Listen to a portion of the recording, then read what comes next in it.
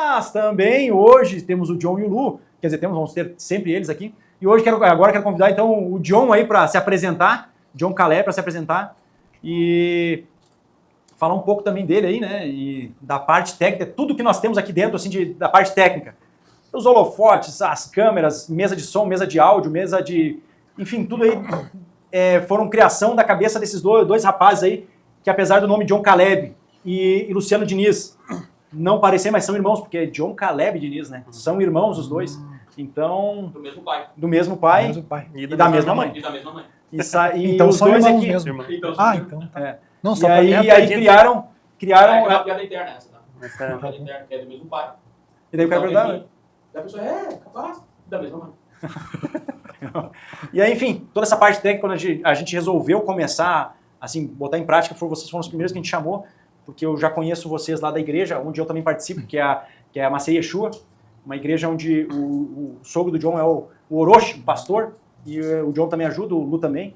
Então a gente já se conhecia de lá, a gente já sabia que toda essa parte técnica que eles faziam, a gente chamou eles para virem aqui, e de bom grado, e até agora... Foi inclusive no primeiro dia que a gente se encontrou aqui, que não era nada a ver com esse cenário aqui. Não tinha nada pronto, né? O Thiago já logo falou, diz, eu tenho as pessoas que eu acho que vão querer nos ajudar nesse projeto. Ele mencionou vocês, da onde vocês eram, né?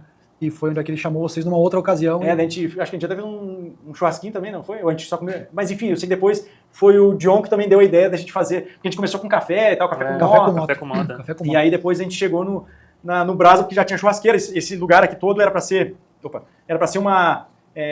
um lugar de... É uma cozinha da loja, onde a gente poderia na loja confraternizar, fazer reuniões e tal, e onde tinha a minha coleção de motos aqui. E aí, daí o John chegou e falou, porque não faz tipo do da Garbi, né? Fazer um churrasco com moto, aí chegamos no Brasa, Motoshop. Não que eu não gosto de café, né? Eu gosto muito de café. Mas mais do que café, eu gosto de churrasco. E combinava mais, né? E combinou mais, né? Sim, com o ambiente. Só que o cafezinho ia ser mais barato, né? Sim. Cafezinho. A carne picante toda semana, aí vai, é verdade. E a gente já fez 86 testes, né? Vocês queriam fazer testes, só porque é picante. Eu tô brincando. Mas, enfim, fizemos alguns testes, né? Mas sempre com a carnezinha. Mas não ia ser uma segunda senhora só pra enganar. Só pra fazer o cenário. Fake news, né? Fake news. Eu tô brincando. Mas conta então, John. Minha história. Como que tu chegou na moto, John? Na moto, entrou aqui, né? A moto? Em dezembro de 1986, nascia John Caleb Diniz. Nossa, como tu é jovem. Fruto do grande amor. Como tu é jovem, John. Fruto do grande amor da dona Noemi Cruz e do seu Edson Diniz. Mas enfim, né? Eu vi o Pierre falando, o Thiago falando também, né? De como tudo começou, né? E a minha primeira formação mesmo não foi música, né? Hoje eu sou um professor de música, mas a minha primeira formação foi no Senai. Foi técnico de... Não sei se eu tinha falado isso pra vocês ainda, né? Mas foi no Senai, técnico de mecânica e manutenção. É mesmo? Aí eu fiz quase 3 anos, 2 anos e meio no Senai. E aí atuei como torneiro mecânico, fresador, trabalhei no mecânica e manutenção. Vou comprar então um torno aqui pra te Cara, já trabalhei assim, o que tu imaginar, eu já trabalhei. Trabalhei como serralheiro, já trabalhei como ferreiro, pintor, já trabalhei como auxiliar do ajudante, do servente. Já trabalhei. Eu encurtei. Já trabalhei numa refrigeração, já trabalhei como auxiliar de almoxarifado, já fiz muita coisa nessa minha curta vida, enquanto eu estava nessa terra. Não, é que nem o Mano, né? O Mano é um ex-colaborador meu e que hoje tem uma loja, a American Motors. Aí uma vez ele contando na loja, não, eu fiz isso, trabalhei em pedágio, cobrando pedágio, trabalhei com meu tio, trabalhei, sei lá mais o que, papai, ele contando tantos anos, daí eu comecei, cara, mas que idade ele tem? Eu tenho 26, então, mas você trabalhou 6 anos no negócio, 8 no outro, tirou a carteira com ele. Então acho que foi um pouco menos de tempo. Um pouco, só 20 anos. Já tinha somado uns 40 e poucos. Da carteira já tava aposentado. Já tava aposentado, cara. Mano. Mas foi bem interessante, assim, de como começou a minha vida na música, começou muito cedo, né, desde de criança. Eu lembro que o meu irmão, que vocês vão conhecer daqui a pouco aí, né, o pessoal vai conhecer, né, vocês já conhecem, e ele são 8 anos de diferença, ele é mais velho que eu, e ele um dia estava aprendendo o teclado, e tinha um tecladinho em casa lá, e eu era o cara que desmontava, o pirralho que desmontava as coisas para ver como é que funcionava, né, então essa questão da manutenção já tá desde cedo no sangue, né. E aí ele tocava e ele escondia a fonte do teclado para eu não mexer, né? E aí eu, pirralhinho, mais esperto, um dia ele saiu e eu fui lá e achei a fonte embaixo das roupas lá. E liguei o teclado, eu devia ter uns 5, 6 anos, eu acho. E liguei o teclado e comecei a tocar a música que ele estava aprendendo ali, com partitura, sei lá o que ele estava aprendendo. E eu de ouvido comecei a fazer a música. Daí ele voltou, esqueceu alguma coisa, ele voltou e eu pensei, meu Deus, agora que eu apanho. E ele viu e ficou admirado com aquilo ali e chamou a mãe. E daí na época a mãe já Antes de ela me colocar numa aula de música, ela me deu uma revista, passou nas bancas lá, me deu uma revista chamada Revista Teclado. Sim, aparecia os dedos, onde é que Parecia onde botar, e era por cor, eu não mal sabia ler ainda e tal. E colava as tinha teclas, coisinhas, tinha as colava nos teclados, aquilo ali foi terrível depois pra desconectar aquilo ali, né? Mas enfim, e ali, logo depois a mãe me colocou numa aula de música, aí mais na adolescência, eu toquei, meu pai me deu um teclado, né? Se não citar também meu pai, que um dia eu queria aprender, ele sempre teve os instrumentos em casa, o pai sempre teve instrumentos, mas nunca sabia tocar nada, né? Achava bonito. Tinha gaita, violão, guitarra, tinha tudo, né? E, uma banda completa. Mas não tocava nada, né? E daí um dia eu falei, papai, eu quero voltar aos tempos do teclado aqui, né? Quero tocar de novo, né? Daí ele, então procura um teclado. Daí fui pros classificados, né? Olhando os classificados, já que tinha um teclado, achamos lá, ele comprou. Então me incentivou bastante. E acabei sempre sendo 1% em 100 detalhes, que na igreja é muito isso, né? Você tem que saber, o dia falta o cara do violão, você tem que tocar violão. Falta o cara do teclado, você tem que ir pro teclado. Falta o cara que canta, tu tem que cantar. Falta o cara do baixo, da bateria, eu já vi ele tocando de tudo. Então, E o contrabaixo foi uma coisa interessante, que eu tava foi onde conheci minha esposa, né? Conheci minha esposa na igreja. E um dia, a banda lá de louvor, resolveram se achar um pouquinho mais, a melhor bolachinha do pacote, resolveram deixar o louvor na mão. Boa, sem avisar. Sem avisar. E aí o pastor, que é meu sogro, hoje meu sogro, na época não, na época tinha 15, 16 anos. Mas tu já tava imaginando, né? Já tava ali Que nem o que é a gente, tá? Eu já tava que Sem nem... interesse nenhum. Eu já tava que nem batom, tava na boca ali, né? E aí, daí ele colocou um cara lá, um amigo nosso, que cantava de vez em quando pra coordenar o louvor, e esse cara começou a chamar, montar a banda. E eu cheguei lá por acaso, e daí ele olhou pra mim, tu não sabe tocar nada. E eu, na época, sabia tocar um pouco de teclado, era meu principal instrumento, mas teclado já tinha alguém tocando. E eu sabia um pouco de violão, mas era tipo, eu arranhava mesmo, de verdade, assim, na verdade, bem ruim. Eu não sabia, tava aprendendo, porque o teclado eu tive aula, mas o violão eu aprendi sozinho. Uhum. E aí eu fui desenvolvendo, daí eu, me deu a guitarra na mão pra tocar, fiz uns blém ali, eu pensei, meu Deus, não vai dar certo isso aqui, né? Daí, como já tinha tecladista, daí eu olhei, tinha um contrabaixo, eu olhei pra aquele contrabaixo e pensei, eu vou na minha cabeça, minha adolescente. O contrabaixo, se alguém errar, se tu errar, ninguém vai notar. Não, mas eu nunca tinha tocado na minha vida um contrabaixo. E daí eu pensei, eu vou dizer pra ele que de repente eu toco melhor o contrabaixo, ele vai ver que eu não toco porcaria nenhuma e vai me mandar embora. E nisso eu fui pro contrabaixo. E ele começou a me dizer, não, faz assim, faz assado e tal, e eu comecei a tocar. E naquele dia a gente ensaiou, de noite já tinha culto, eu toquei no culto. Aprendi 2, 3 músicas ali, já toquei no culto. E o pessoal, todo mundo, não sabia que tocava contrabaixo. Nem eu sabia. E aí ali começou. Comecei a tocar no louvor, fui aprendendo. E uma coisa interessante que eu tocava muito tenso, porque como eu não sabia, eu tava aprendendo. Eu lembro que eu olhava pro braço e ficava concentrado tocando. Mas na época eu lembro que eu não queria tocar assim, eu queria tocar, tipo assim, concentrado, pensando em Deus, né? Tocando pra Deus, aquele negócio todo. E aí eu lembro que eu fiz uma oração pra Deus. Eu disse, Deus, hoje eu não tenho condições de... Imagina, eu fazia Senai, era aluno cotista, Senai, ganhava uma mixariazinha de nada, né? Antes de ser aluno cotista não tinha conseguido patrocínio.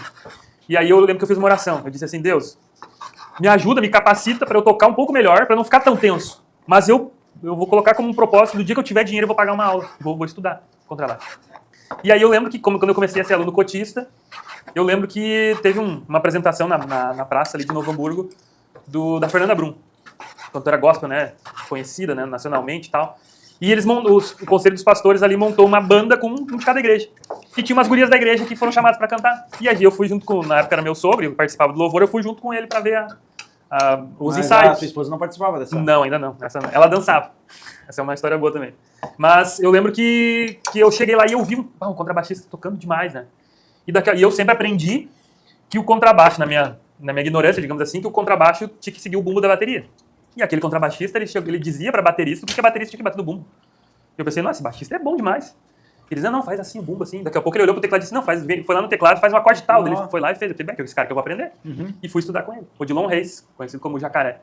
O cara tocava demais, assim, aprendi muito com ele. Aprendi harmonia funcional, violão, piano, contrabaixo, aprendi muita coisa. E eu lembro que um dia, para encurtar um pouquinho mais a história, eu já trabalhava, depois, mais pra frente, já trabalhava como mecânico de manutenção.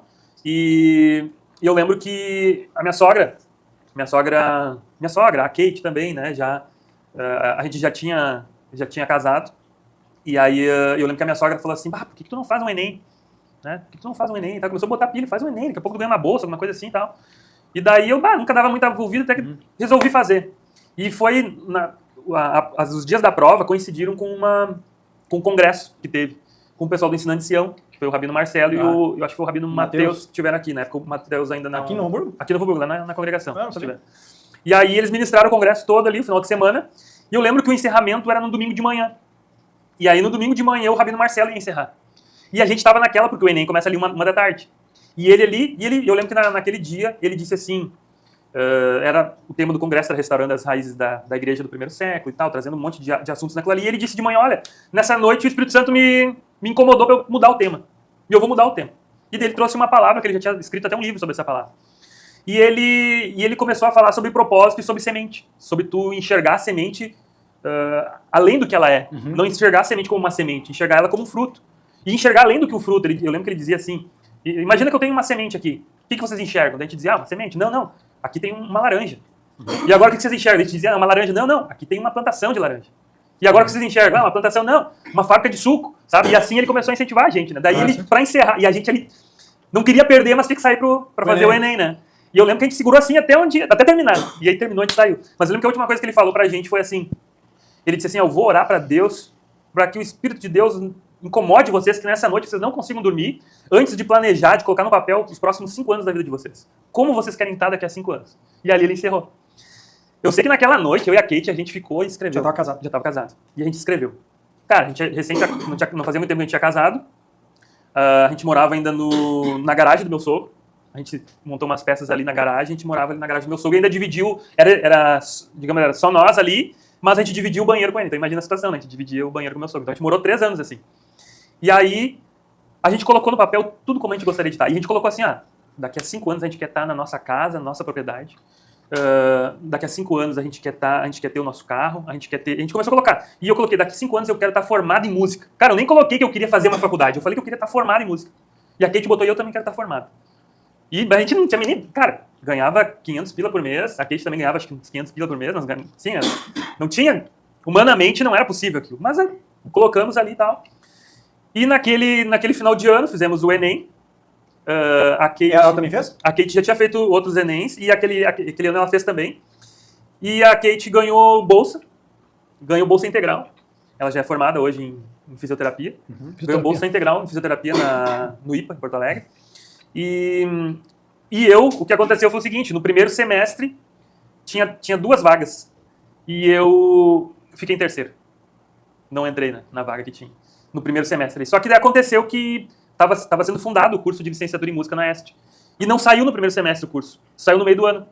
E um desistiu, eu entrei no meio do ano e ganhei a bolsa. Bolsa integral também, e hoje também sou formado em música pela EST. Como posso dizer assim, foi um milagre. Sim. Cara, fazia uns 7 anos que eu não estudava, porque eu tinha saído do colégio, não estudava. Eu fiz aquele Enem, tipo, vou fazer para um teste, depois eu vejo como é que é e faço Fiz aquele ano, tirei uma boa nota e conquistei a bolsa e hoje estou aí, né? Formado em música, né? Fiz toda a minha faculdade, fiz em 4 anos.